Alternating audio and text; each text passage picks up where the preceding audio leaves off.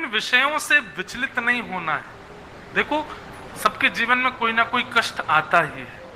बिना कष्ट के संसार में कोई अगर रह रहा है तो वो समझ लेना रोबोट होगा, वो इंसान नहीं है। बिना कष्ट के वही रह सकता है। रोटी मत दो तो भी जिंदा रह लेगा वो, तो उसको बुरा बोल दो बेचारे को बुरा ही नहीं लगेगा। मानव है तो कष्ट तो जीवन में आएगा। पर कई परिवारों में ऐसा कष्ट भी आ जाता है कि एक उम्मीद जागती है सबके हृदय में कि अब एक नवीन बालक घर में आएगा, पर किसी कारणवश वो बालक नहीं आ पाता। उस समय विचलित नहीं होना है। विचलन तो होती है, पीड़ा तो होती है, पर संभवतः आपका ही कोई प्रारब्ध था जिसके कारण उतने दिन का सुख और कष्ट आपको मिलना था, इसीलिए वो हुआ।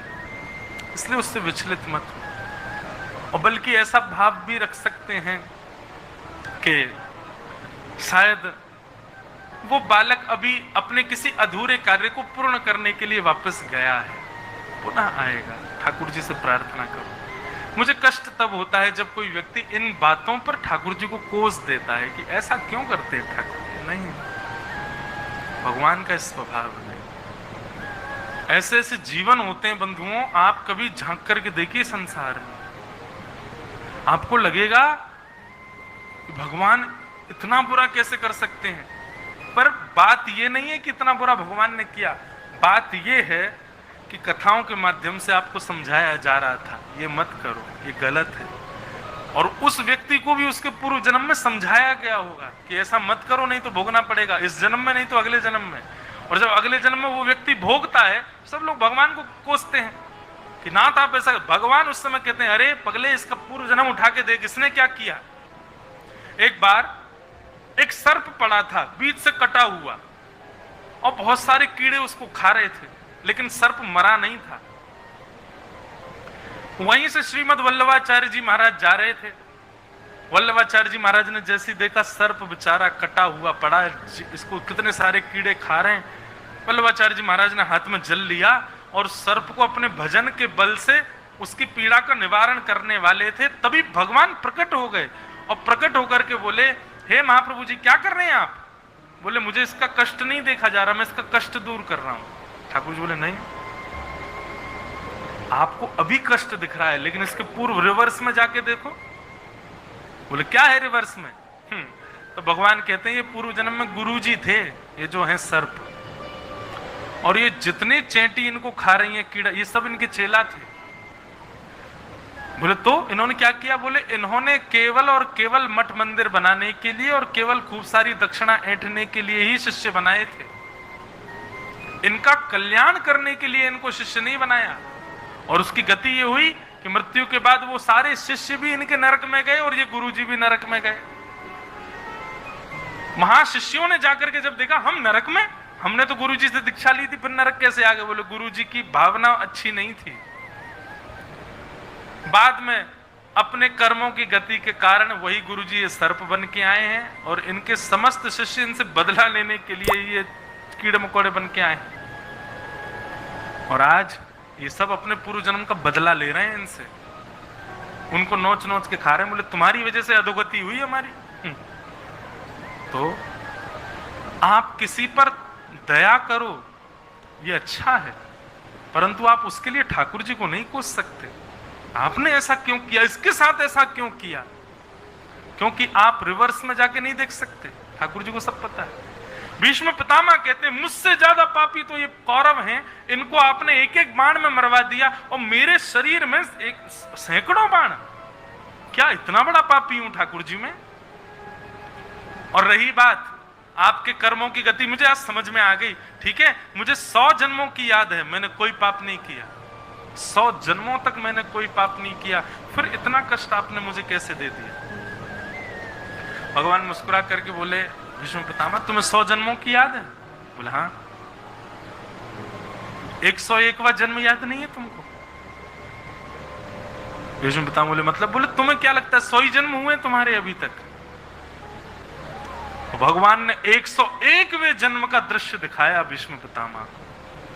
वहां एक वो राजकुमार थे, उनको शौक था, वन में जाते कीड़ों को पकड़ करके उनमें सुई चुभोते थे, और जब वो कीड़ा अपने हाथ पांव चलाता तड़पता था तब ताली बजा के हंसते थे, आहा मजा आ गया, आनंद आ गया। भीष्म पितामह देख करके हाथ जो बोले, भगवान आपको केवल आप ही जानते हो और कोई नहीं जानता। आप कब कहां किस कर्म के कौन से भोगों को कब भुगवा दो कोई पता नहीं। इससे बचने का कोई उपाय है? भगवान बोलते हैं एक उपाय है। बोले क्या? नाम जप।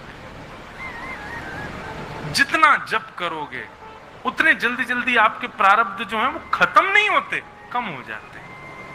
मतलब कहीं ऊपर से पहाड़ गिरने वाला था पर आपने नाम जप इतना किया वो कंकड़ बन के गिर गया नीचे। गिरेगा तो सही, वो गिरेगा नहीं ऐसा नहीं होगा, गिरेगा। नाम जप, भक्ति, साधना, प्रेम लक्षणा भक्ति, उनमें यह सामर्थ्य है कि आपके पूर्व जन्मों की कर्मों की गति से आप बच सकते हैं। नहीं तो सूरदास जी कहते हैं, सूरदास जी का जाने कबीरदास जी का है, कर्म गति तारे नाही तरे, कर्म गति तारे।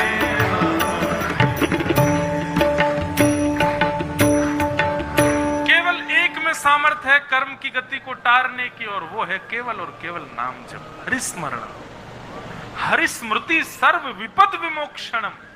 और उससे भी पूर्ण मुक्त नहीं हो पाओगे।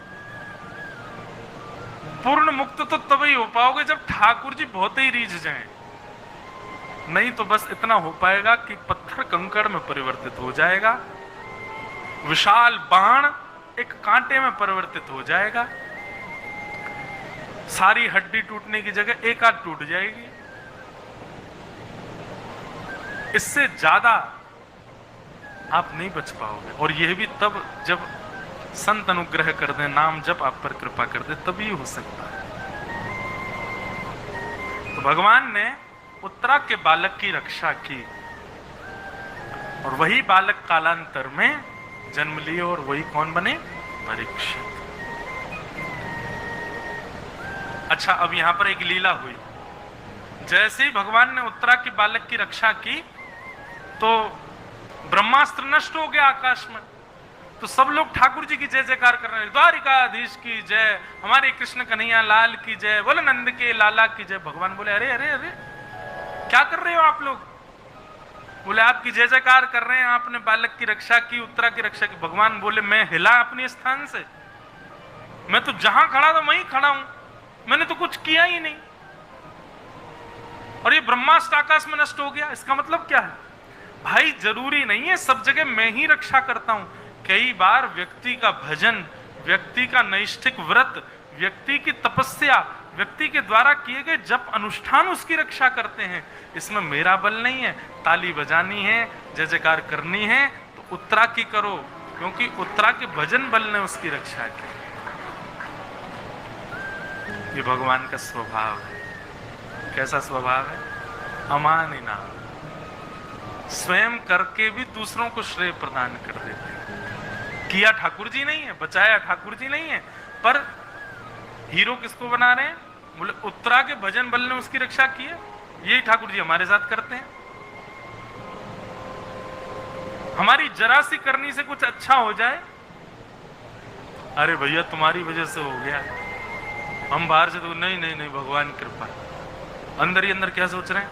पीछे वाला तो बोले ही नहीं रहा कि मैंने किया है, ये आगे आगे वाले ही बोल रहे हैं, पीछे वाले क्यों नहीं बोल रहे? बाहर से तो ऐसा देखा सब भगवान कृपा। मान लो किसी नेता से आप कहो कि भाई हमारी रोड बनवा दो, और नेता रोड बनवा दे। एक दिन नेता आवे घूमने तो आप सब कहो देखो जगन्नाथ जी की कैसी कृपा, जगन्नाथ जी ने रोड बनवा दी हमारी। नेता दूसरे दिन ही उखड़वा देगा, मैंने बनवाई, जगन्नाथ जी को श्रेय दे रहे हैं। भाई संसार बड़ा विचित्र है। पत्नी अच्छा भोजन बनाए, पति कहे आहा आज क्या सांबर बना है, ऐसा लग रहा है मानो साक्षात जगन्नाथ जी ही आकर के बना करके गए हों। साक्षात भगवान नहीं बनाया, तुम्हारे हाथ में तो स्वाद नहीं इतना, ये तो जगन्नाथ जी की कृपा से बना है। रूठ जाएगी, अगले दिन अच्छा बना भी होगा तो मिर्च ज्यादा डाल देगी। अब खा, जगन्नाथ जी ने डाली है मिर्च। हम लोग श्रेय के इतने लालची हो गए हैं कि हमको श्रेय चाहिए, हर बात पर श्रेय चाहिए। मैंने ऐसा किया नहीं, ठाकुर जी से सीखो, सब करने के बाद भी दूसरों को श्रेय प्रदान करते हैं। अच्छा।